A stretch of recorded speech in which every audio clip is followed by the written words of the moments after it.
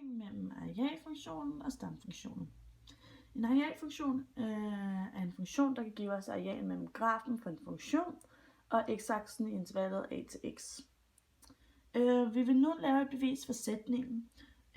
Hvis f af x er positiv, kontinuer og voksende i intervallet a til b, så er arealfunktionen til f af x også en stamfunktion til f af x.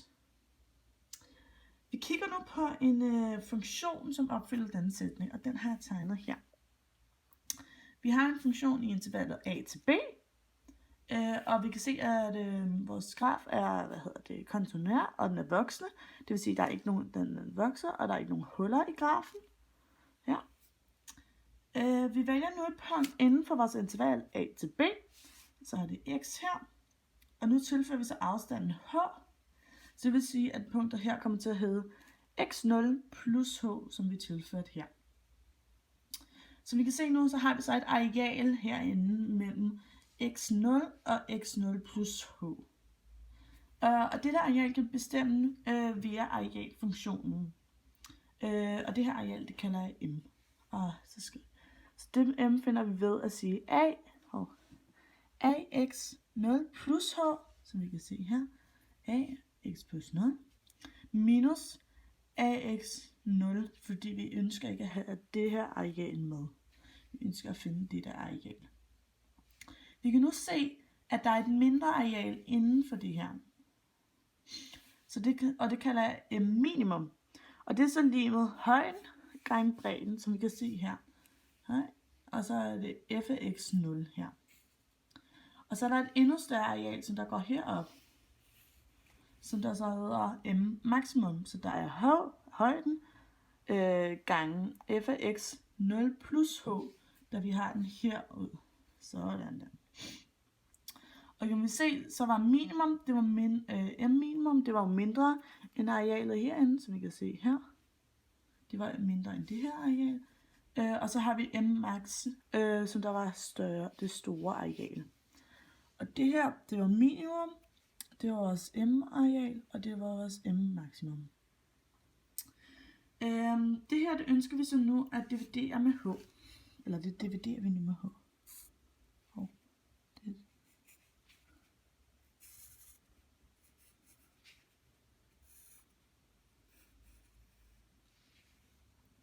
Og så kan vi så se, at h går ud her med hinanden.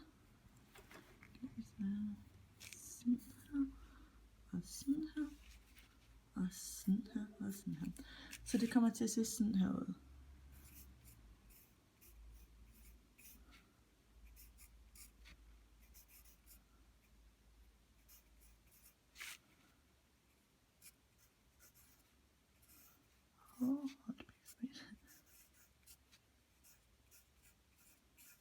Og så har den stadig minus h her, eller det der med h her. Og så herover har vi mindre og limer, og så bliver det bare f x0 plus h. Sådan der.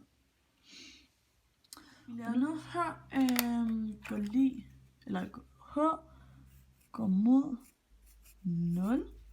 Det vil sige, at h går denne vej. Og vi kan også se, at det her, det ligner sekanthandlingen. Så det vil sige, at ax0 plus h minus ax0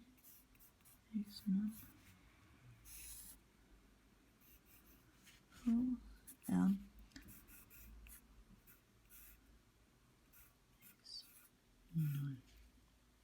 x0. Men da h går mod 0, ikke? Mod 0, så kan vi så se, at x0 plus h går mod x0. Så vi kan se, at når h bliver mindre den her vej, så kan vi se, at h går mod midt der.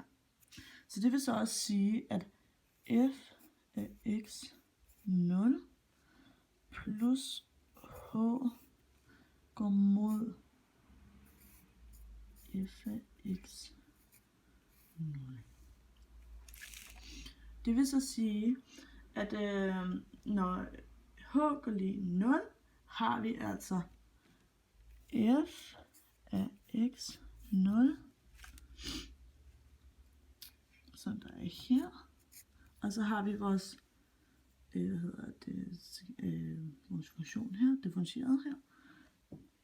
A x 0. Og så har vi her, så da de gik mod hinanden, så kan vi se, at de går mod hinanden, og de går mod hinanden, så de går så tæt på hinanden, så de bliver lige hinanden, så man siger f af x 0. Og da vi kan se, at det skal være mindre, enten mindre eller lige hinanden, og vi kan det samme på begge sider, så kan man dermed sætte dem lige hinanden, så f af x 0 er dermed lige med a x 0. Altså må, arealfunktionen være en stamfunktion til, eller må være en stamfunktion til f af x.